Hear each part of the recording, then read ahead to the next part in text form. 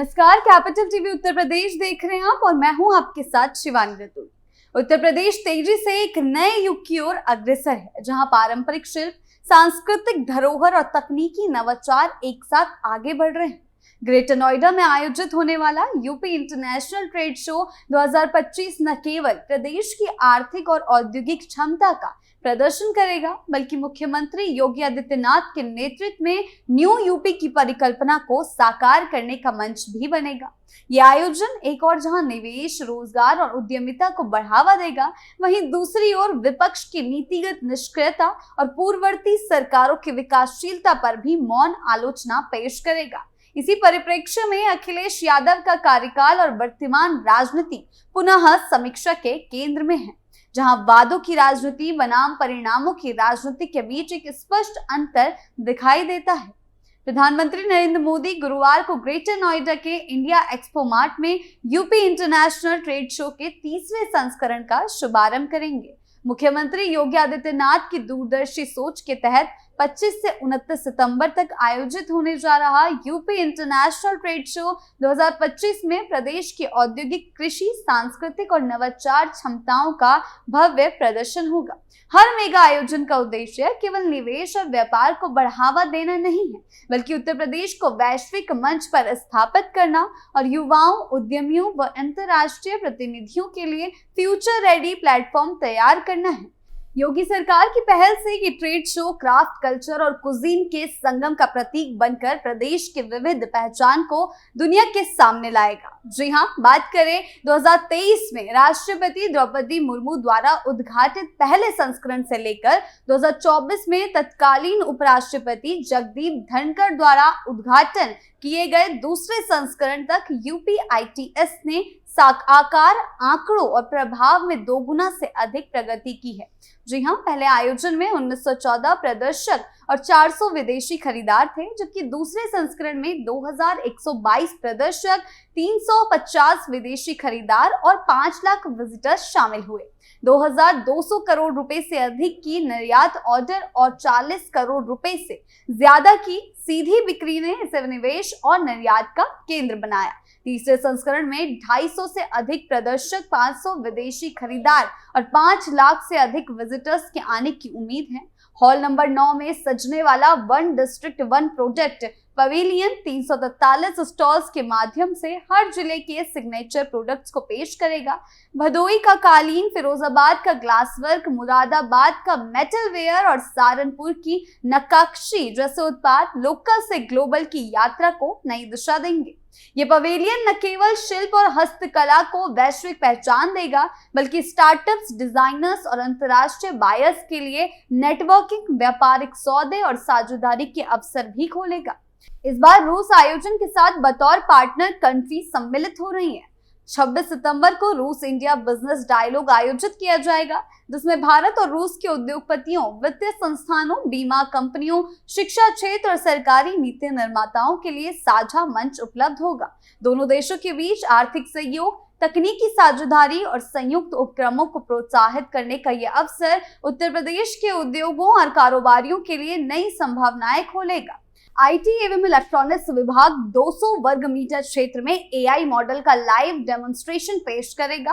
Quad LED wall, smart video display, VIP launch और startups के लिए समर्पित क्षेत्र जैसे आधुनिक सुविधाओं से सुसज्जित यह पवेलियन तकनीकी प्रगति और नवाचार को प्रदर्शित करेगा और दिखाएगा कि कैसे योगी सरकार ने उत्तर प्रदेश को उद्यम, नवाचार और तकनीकी कौशल का नया केंद्र बनाया है।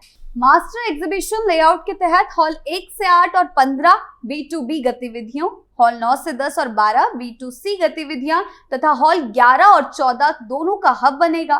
ग्राउंड फ्लोर पर प्रदर्शनी में UPSIDA, Invest UP, GNIDA, YEIDA, civil aviation, रूस pavilion, IT, ITES, electrical, electronics, पर्यटन, क्लीन मिशन, ODOP, कृषि, डेयरी, टेक्सटाइल और लॉजिस्टिक्स शामिल होंगे। सेकेंड फ्लोर पर inauguration, B2B meetings, knowledge session, renewable energy, defence manufacturing, health, education और सांस्कृतिक गतिविधियों का आयोजन होगा।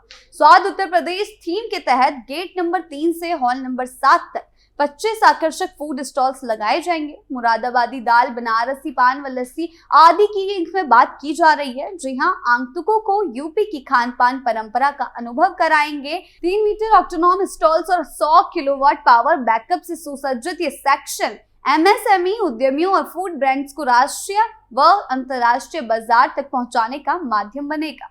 मुख्यमंत्री योगी आदित्यनाथ की महत्वाकांक्षी योजना सीएम युवा के तहत हॉल नंबर 18A से 150 इनोवेटिव स्टॉल्स स्थापित किए जाएंगे, जहां फ्रेंचाइजी और टेक्नोलॉजी आधारित business models, agritech, health take और स्टार्टअप आइडियाज प्रदर्शित होंगे। 27 सितंबर को 27 प्रमुख शैक्षणिक संस्थानों के साथ MOU हस्तांतरण होगा। अंतिम वर्ष के छात्र और पूर्व छात्र इन प्रोजेक्ट्स में शामिल हो सकेंगे, जबकि बैंकर्स और इंडस्ट्री लीडर्स वित्तीय सहयोग व मार्गदर्शन प्रदान करेंगे। प्रदेश के सभी 75 जिलों के सीएम युवा फेलोज ब्रांड्स की जानकारी अपने क्षेत्रों तक पहुंचाएंगे। डिजिटल कैंपेन और वेबसाइट युवाओं को इस प्लेटफॉर्म से जोड़ेगा। 26 से 28 सितंबर तक आयोजित होने वाला नॉलेज सेशन में स्टार्टअप्स और IT एवं electronics, medical health, insurance, awareness, e-commerce, exports और साथ ही साथ स्किल डेवलपमेंट जैसे विषयों पर विशेषज्ञ मार्गदर्शन देंगे।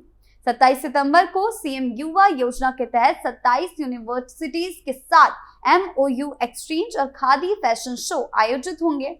B2B और B2C मीटिंग्स के साथ ये नॉलेज हब युवाओं, उद्यमियों और निवेशकों को नवाचार और विकास की नई दिशा देगा। UPITS 2025 न केवल व्यापार का मंच होगा, बल्कि उत्तर प्रदेश की समृद्ध सांस्कृतिक धरोहर का भी जीवन प्रदर्शन करेगा।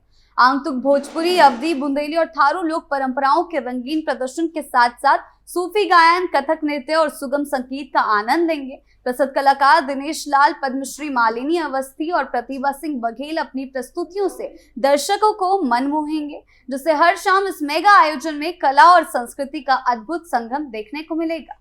उत्तर प्रदेश की राजनीति में अखिलेश यादव का उदय एक युवा और आधुनिक चेहरे के रूप में हुआ था।